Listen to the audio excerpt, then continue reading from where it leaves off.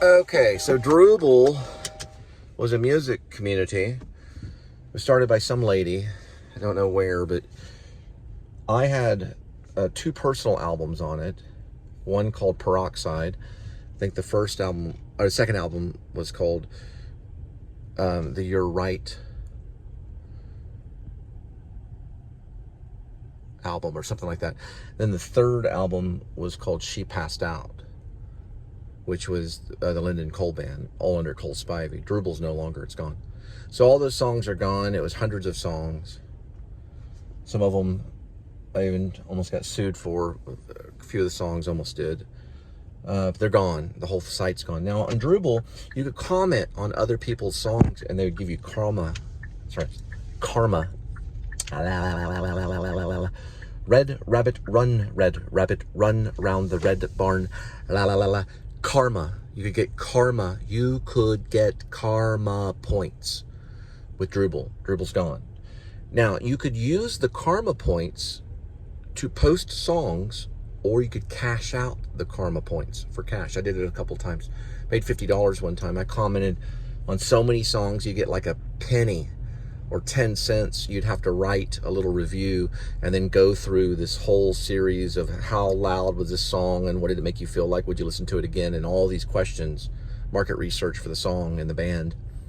Bands from everywhere around the world. And it went completely crashed. But it gave out a good idea for a country, karma points. So karma points could be proven visually or through assistance of the government. And you don't need a W-2. You don't need to worry about tax or anything. And you're paid only in karma points by what you do. It could be erasing graffiti off a wall. It could be picking up cans. It could be mowing city property and showing proof of it. And the karma points would be rewarded to the citizen, a free citizen, or even the opposite, right? They could still gain karma points. You can pay for goods with karma points. You can even do it by writing. You could write things, either it could be for the government or for private sector.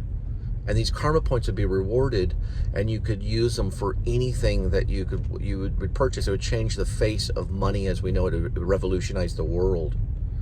It would get every single homeless person off the street, as long as they apply themselves and have proof of it. There would even be a thing called a karma sign.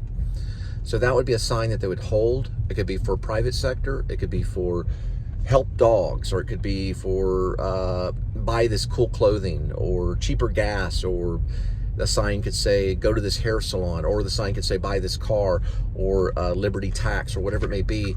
And the sign had a motion thing on it. Just like Apple, these devices right here, they have motion thing on it, so you could find out if they're holding the sign. And karma points can be turned right into cash. It would work right alongside of money and be part of the new Liberty Party to help people. That way we could, you know, instead of going to revolution, we go into peace. Because people they want to be free, but they want to be part of the sector, the private or the public sector. Drooble came up with it. They were the first to come up with it.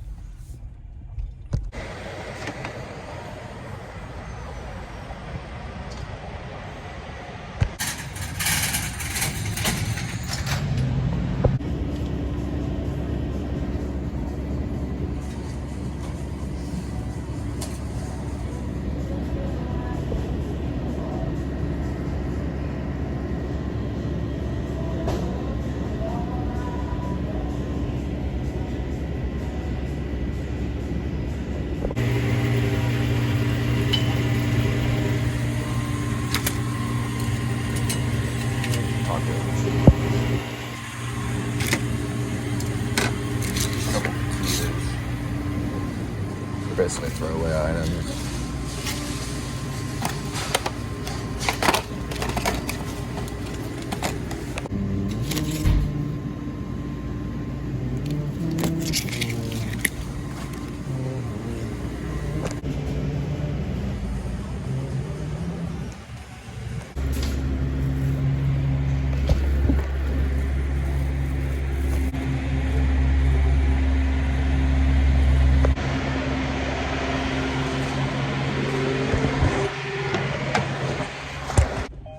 All right, so the dog showed up, and it was in a there was a really nice Volvo, and it was a German Shepherd. It looked a lot like Buster, or I imagine a little skimpier than Buster.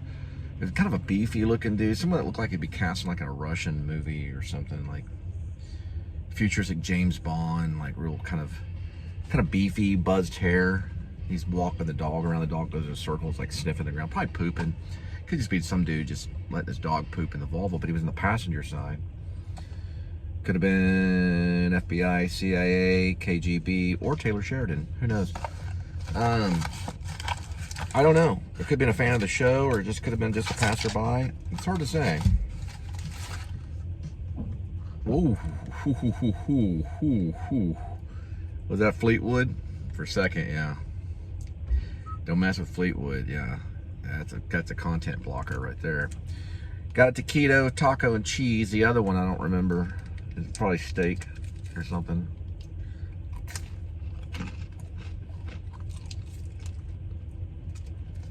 Wowza. Oh, God. Throw away item. They're good when they're warm. I mean, when I first warm them. You ever see that movie Meatballs?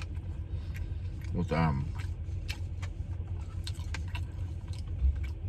crazy guy, Saturday Night Live, Bill Murray.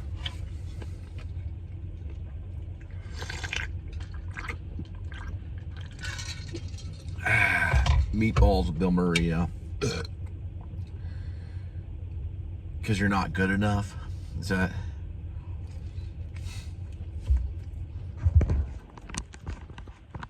Is that what it says?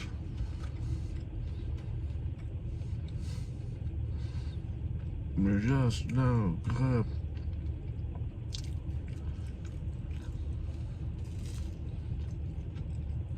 I don't remember what he chants. He chants everything with all the other campers that are losers. He calls the one guy Rabbit. You have to go on a big race at the end. That's a well put together movie.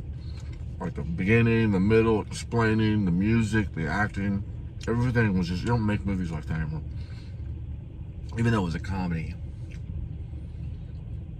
Yeah, I remember that. You're just not good or something. I can hear it, but I can't get it to my tongue.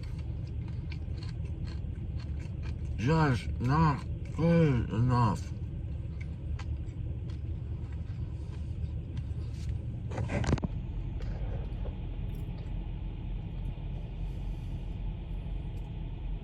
I think what Bill Murray was trying to say in Meatballs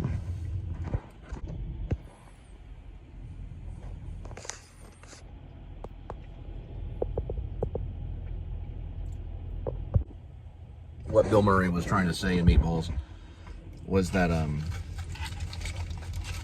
they were like among, it was kind of like a comedy, slow horses kind of thing. They were among a bunch of losers, a bunch of meatballs.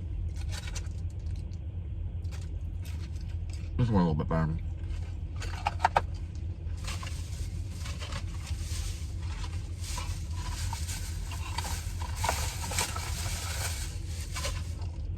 Yeah, it was like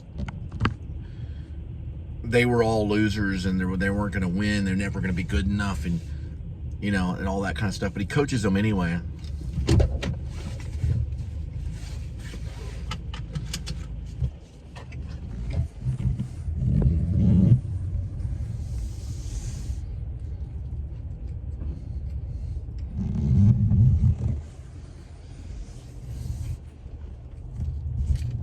The dude ends up winning. It's kind of hard to do.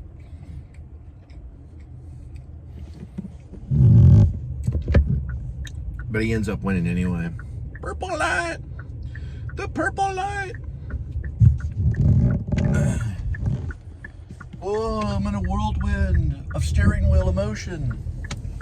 I'm in a steering wheel of emotion.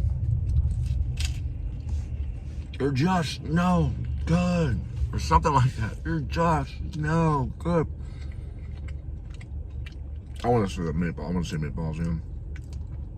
I don't really put movies like that on my top 11. I mean, my top 11, I try to keep it like artsy and European. It's kind of fake, I guess. I guess it's to kind of impress. Like, oh yeah, you got Bergman on here and blah, blah, blah. Really, that I need to do a reserve. Like, my top 11 is kind of, it's not artificial. I really do like Taxi Driver. I'm a big fan of Martin Scorsese. And I really do like Who's That Knockin'? I think it's a personal film. I think it's an important film that a lot of people don't talk about. I really do like Richard Linklater's You Cannot Learn to Plow by Reading Books. I really do like it. I love Sean Baker's The Florida Project. I'm a big fan of Paranoid Park by Gus Van Sant. I like it. I think it's a great put together movie. See, movies are hard to put together. A series, you can be an author like Taylor Sheridan or something and write this long series. And there's probably great episodes in Yellowstone in 1823 and 1923, or 1923 and 1823, I guess. They're saying 1823 is like one of the best because it goes way back there. And I'm sure it is in Landman, and he goes on Madison, he just pumps them out like Stephen King. He's like the Hollywood screenwriter Stephen King, and I'm not saying there's anything wrong with it, but it's hard as a writer to really lady hawk it. You know what I mean? If you've seen Lady Hawk, it's a tight movie with Matthew Broderick. Doing a Full Metal Jacket with Matthew Modine, erase that. Matthew Broderick and Michelle Pfeiffer with Philippe the Mouse and the Lady Hawk. I think they call her the Lady Hawk. And of course, the Knight in Black.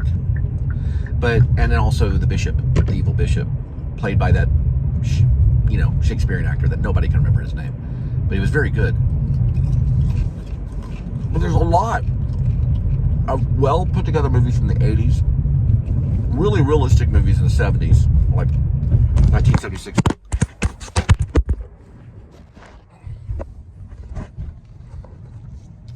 1976 Taxi Driver.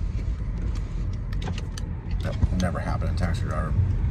Here comes the horses. Can you see them? They're there.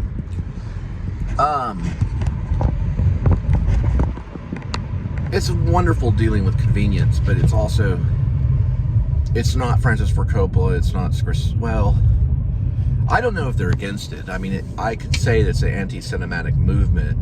I don't know if people would follow me. It's kind of Beck starting the anti-folk movement, but yet he was still folk, I gotta check something.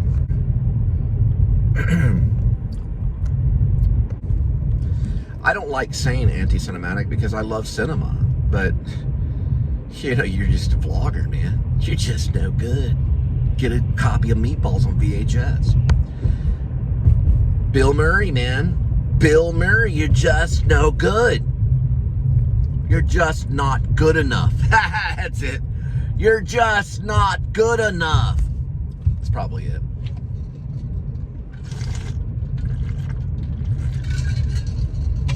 Anyway, this is a long one. I went on for a long time. I sometimes do that. But Meatballs is kind of the thing I wanted to talk about. Other than that, we'll just look at the scenery and listen to Exit Does Not Exist. Originally by Modest Mouse and then redone by Sun Kill Me.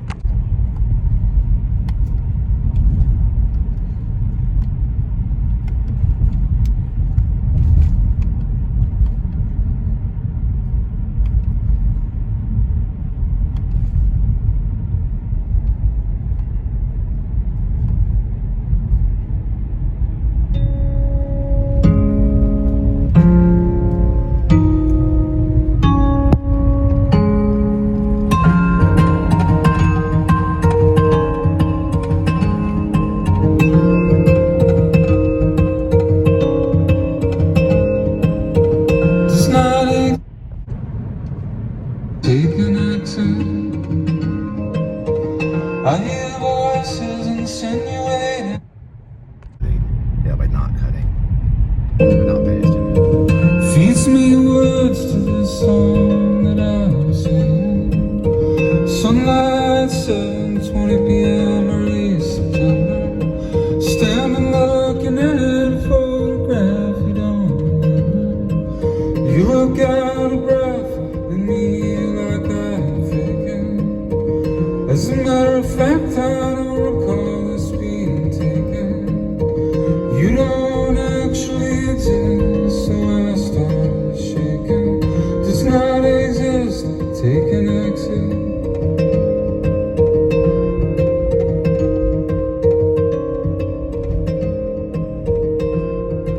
that's probably close to cinematic. It's definitely original on idea, but can't use because copyright. But we have to talk about monetization. Yeah, you can do it.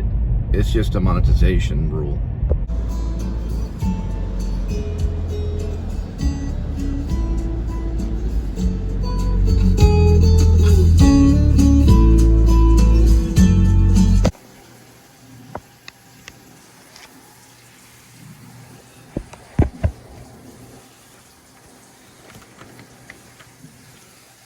Thank you for locking it, kitty. Appreciate it. Here we go with today's kitty. One kitty, 9 lives.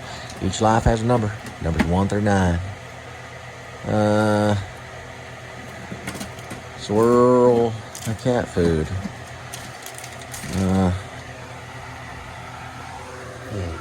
Your cat food's been picked for you tonight, kitty.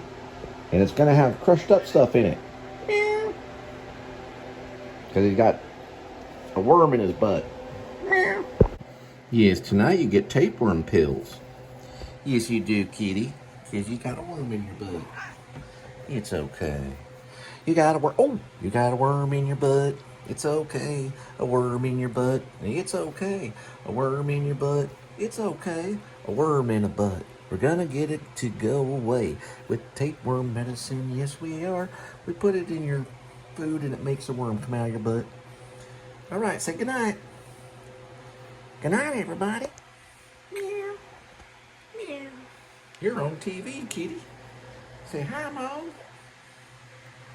Meow.